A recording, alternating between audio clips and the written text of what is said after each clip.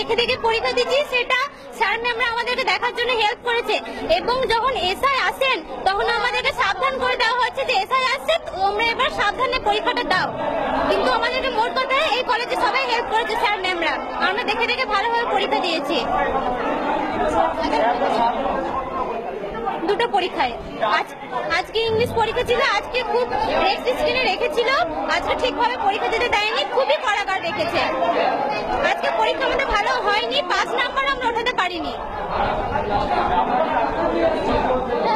এখন আমরা তবু আমরা চাইছি আমাদেরকে আবার 3 ঘন্টা সময় দেওয়া হোক এবং আমরা আবার যেমনভাবে পরীক্ষা দিচ্ছিলাম দেখে দেখে সেইভাবে আবার পরীক্ষা দেব, সেইভাবে আজকে আমরা চাইছি। একটা সময় আমাদের পরীক্ষা শেষের টাইম, কিন্তু আবার আমরা চাই আবার আমাদের ফের 3 ঘন্টা টাইম দেওয়া হোক। চুমকি